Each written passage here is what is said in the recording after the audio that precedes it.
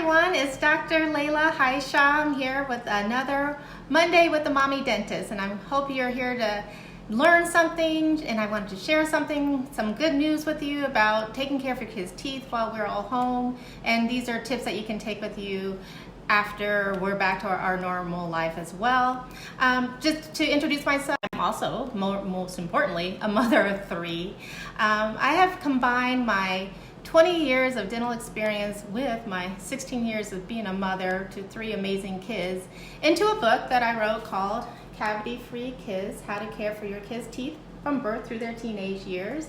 And I wrote this as a resource for parents to help them raise happy, healthy kids, starting with their smile, and to really empower you to raise the next generation of cavity-free kids. So today is all things toddler.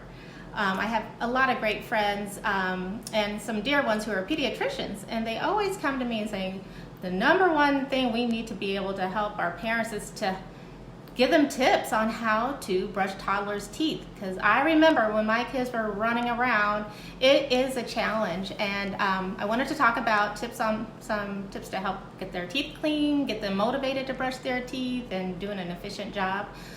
But also just to kind of go through some other things that happen during this stage of life when they're toddlers. And at the end, be happy to answer any questions. So if you're joining me live, go ahead and post them in the comments. And if you're catching it on the replay, I will promise to look back and answer any questions I see. So first and foremost, most important is just to stay on this routine while we are in the home during this pandemic, is sticking to brushing twice a day, morning and night, keeping those routines healthy, making sure that you're doing it and mirroring it for them, because we always are never at a shortage for an extra helper when we're either, cleaning the house, or this is toddlers, not so much teens, because I have teens now. Put on makeup or whatever, they're getting dressed, they want to model you as their parent, so you can do it together. I'll go into more details with some pictures on that, but let me also just run through some other tips. And as soon as dental offices are open, make sure you are on schedule to get in for their tooth cleaning for your child. Remember, they should be seen twice a year, every 6 months, for their exam, cleaning, and a fluoride treatment, and once a year for x-rays, unless there's something that's come up that they need to evaluate further with films. Try to, during this age, in my toddler years, I'm considering ages 2 to 5, okay? So toddler years, we want them to use fluoride. If your dentist recommends it, but it is a recommendation to start fluoride at their first birthday with just a smear amount of toothpaste, fluoride toothpaste, and then moving to a pea size. And here is just a photo of just an example, just as like a little pea, that amount of fluoride toothpaste for them. And flossing, so fluoride toothpaste, pea size at age 3 on up, okay? Flossing. So we're brushing twice a day. We don't floss before bedtime. Just remember, nighttime is the most important time to be flossing. That way, everything they've had to eat and drink that's stuck between the teeth, we can get that out before they go to bed, so they're not just sitting in there like a little picnic for the sugar bugs to eat all night while they're sleeping and cause cavities. We've mentioned in the last 2 Mondays about snacking. Watch the snacking while we're home more hours of the day during this period. Try to have scheduled routine times on when they're going to have snacking. Also, something to keep in mind, if they're on a device or scrolling and some screen time, to separate the snack time from screen time, because sometimes we have that endless, mindless, just kind of snacking while we're scrolling through. This might be a little tip for us as parents as well. And with those snacks, just limit the sugary, starchy, gummies type snacks. So it's okay to have crackers and chips every once in a while, but just making sure that we're brushing and flossing well and not having it so much. Gummy fruit snacks, they're very sticky. They get stuck in the grooves. They get stuck between the teeth, and it's hard to get out. If we miss a brushing and flossing, then that sugar source is remaining in the grooves and in between the teeth. And that goes for gummy vitamins as well. Just make sure if they're taking that, to brush and floss really well afterwards. Maintain their water intake on a regular basis. We should only have juice one time a day with the meal, preferably with a meal, limiting it to 6 ounces of juice a day. And this is a recommendation by the American Academy of Pediatrics. So the Academy for your pediatricians is the guideline that they enforce. And then let's see what else. Juice. Okay, just remember when they're drinking juice or anything acidic, so juice, soda, energy drinks, sweetened teas, lemonade, they're acidic, and so it's the acid that's breaking down the teeth to cause cavities. And then weaning your child from a harmful habit such as thumb sucking or a pacifier. This is a good time to kind of help them wean off of those habits by age 3. Okay, I just wanted to show just some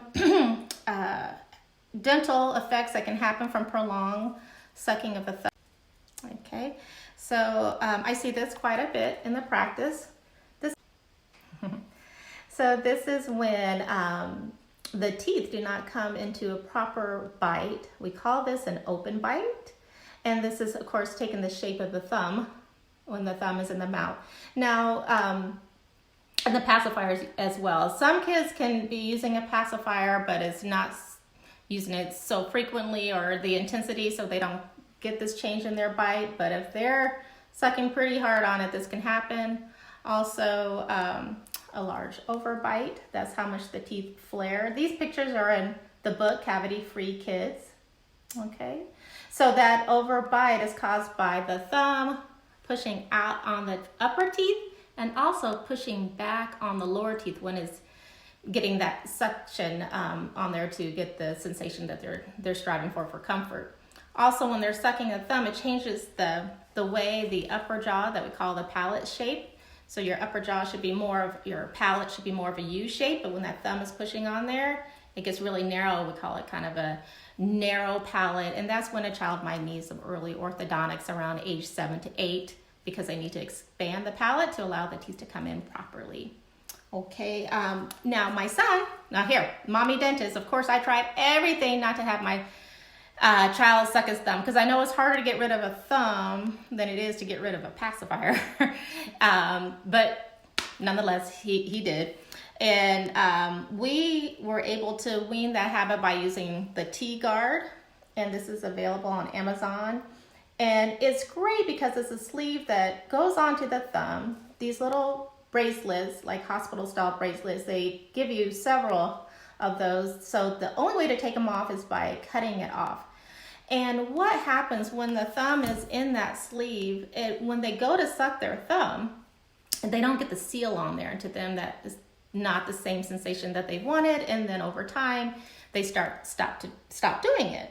But with it, these toddlers can wear it and still function as normal.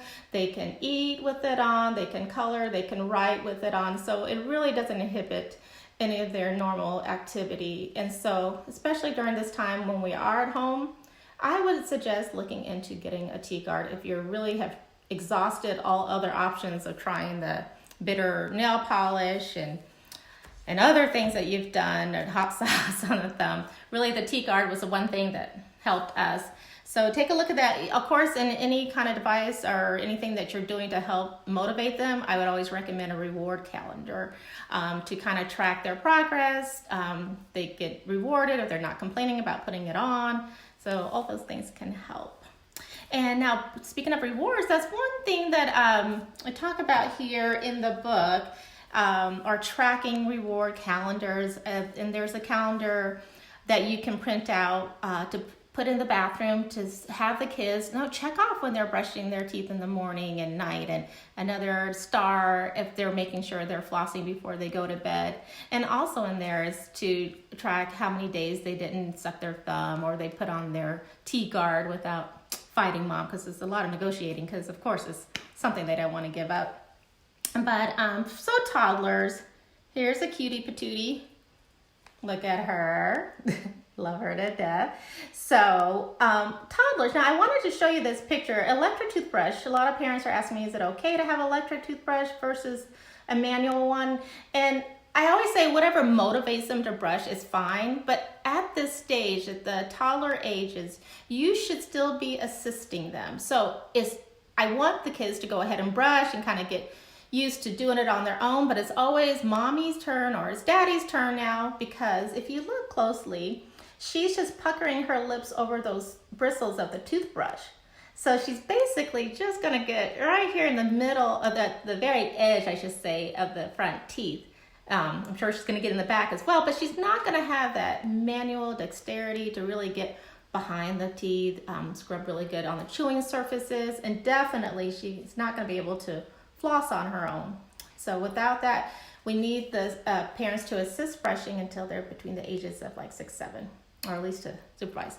So here is a photo that we have in the book of a mom helping her daughter brush her teeth. I like this position. I would always have my kiddos stand on a step stool facing the mirror and having you stand right behind them. And then this way, she can actually see how you're angling the bristles, the toothbrush up about 45-degree angle so that it's getting up under the gum line, having her make the silly faces, making sure she's opening wide so you can get in the back, and then brushing the tongue. So this is a great demonstration of a parent-assisted brushing for their toddler, okay? And also, I had, out of my 3, they're all different, and in the book, under the toddlers, we talk about how you can have different kids that are easy-go-lucky, that let you do whatever, they're kind of shy to slow and warm up, or the spirited kiddo, or the one who is a little bit more opinionated. And so I would recommend having a several array of toothbrushes for them to have some control in this. Like, okay, which toothbrush are you going to pick today? Or you can have different toothpaste. Which one are you going to use? So they feel like they're having some control over that. And again, let them use that, and then you have your special toothbrush that you're going to use, or you can use the one that they use as well, just so they feel like there's getting some part of that control to them. Time the fun. So we should remember and teach your toddlers now that they should be brushing for 2 minutes. 2 minutes twice a day. So in the morning and night, 2 minutes. Now, if you do a little experiment, this is fun. You can actually say, okay, I want you to brush for 2 minutes, and they don't have a timer in front of them, but you are timing them. You will see, and this happens not only toddler years, but through tween and teen years, that they're only brushing for maybe, on average, 15 to 20 seconds. So brush to a song, one of their favorite songs, or have a timer on your phone, having the phone out, play a little video, something that they want to do that they like. You know, there's some spin brushes that play tunes on it that's time for 2 minutes. If you're brushing for them with an electric toothbrush, it has a self timer in there as well. So that's something that I would recommend. Is definitely something to get. Our sand timer at our office, we hand out the sand timers that are 2 minutes. And so it's like, okay, so we're going to flip it over. When all the sand trickles down to the bottom, then you're done. And they will be amazed about how long actually 2 minutes is. And we talked about the reward system. Oh, the mummy. I have the mummy here on page 79. So you want to look at that. This is good for my younger toddlers, like the 2 to 3-year-olds, who are just all over the place, like you're trying to chase them all over the house.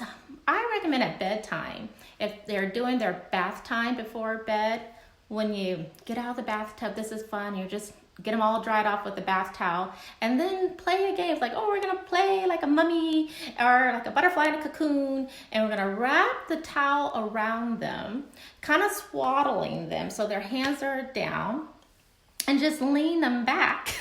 And this is good too for little younger ones as well, who are not quite 2, because it just kind of keeps our hands from grabbing at the toothbrush when you're trying to brush for them. And just make it fun, like, we're gonna go on a ride. You're just playing with them, and the towel is laying back, and you can lay them in your lap. And then that way you can get in there really well. I wanted to show, this is not at home, but this is at the office. And we call this, I just want you to see the positioning that we're in. That with parents can do this together, or if there's an older sibling, a mom can hold and the sibling can hold them in their lap, and then their head comes in mommy's lap. And that way, see how the head is right there? Then I can control better. I can pull up her lips so I can really get the toothbrush up along the gum lines to clean really well. And on the flossing, I was going to show you, I love the floss sticks. These are safe and efficient. You know, some parents are like, how am I ever going to be able to use like a long strand of floss on a toddler who I'm trying to chase down? So the little floss sticks are fun for them. They're rounded edges. Just get bright, colorful ones is fine. But really, honestly, if you have a whole bag full of the white floss sticks that you use, that's totally safe for them as well. But they may be more motivated to grab one of these. So do that. So that's just called the mummy. We have the rewards, making sure you're timing it. Make sure too, while we're still home, to remember to stay on your routine of switching out the toothbrushes. They should be switched out every 3 months. And if you're using an electric toothbrush, just switch out the head every 3 months. Okay, so fluoride, flossing, the juices, pacifier habits. There actually is, I would love to direct you, if your kid is using a pacifier, to go to themommydentist.com. And on there are the free resources, and I have some examples on how you can help wean them, different ways you can get them off of the pacifier. One is like snipping the tip just to make it a little shorter, as long as it's all made out of one piece of rubber. There's the environmentally friendly, conscious method of explaining that we're going to recycle this so we can make you the tires for your new bike or your new scooter. And then there's also some other fun ones. So I want to let you download that. If you go visit www.themommydentist.com. You can also find a link to purchase a book and all the free resources and the photos I just showed you that are also in the book, plus some more on dental emergencies and common dental concerns, and some videos for you to scroll through on brushing, diet, flossing, sealants, stuff, dental visits, all that stuff. So I hope you find that to be helpful. And I was going to share with you that in the stories later today, we're going to share some fun toddler books. And I wanted to share one of my classmates. Actually, last weekend was supposed to be our 20th dental class reunion at University of Missouri, Kansas City. And one of my classmates, who I'm very dear friends with, is Dr. Linda Stirrup. And she wrote a wonderful book about a sugar bug on my tooth, about a child's visit to the dentist. So this is by Dr. Linda Stirrup. This is a fun little book. So shout out to her. I miss you. So I guess we'll have to celebrate our 21st reunion next summer. So as with many of you, I'm sure many trips and conferences were canceled. So yeah, just take a look at that. But we'll have some other books for you guys to check out in the stories. And I just want to thank you guys for coming on. Let me see any questions at all. Feel free to comment. But it's been a pleasure. I'm going to do this Mommy Dentist Monday. Next Monday should be the last one in April, because perhaps maybe we'll be back in the dental practice come May. But if we're not, then I'll still hop on and try to relay any tips or tricks or concerns that I think might be a concern for you at this time.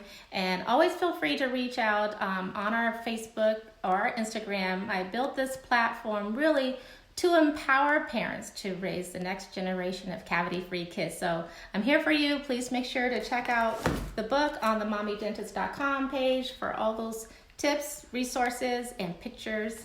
And thank you so much. Any questions? Just scrolling. Don't be slow. Okay, but just a reminder, if you feel this would be of value to anyone, please tag them in this so that they can ask questions.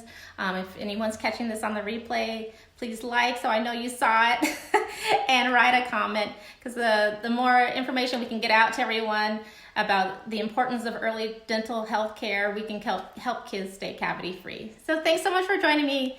Have a safe day and happy day, and we'll see you guys next time. Bye-bye.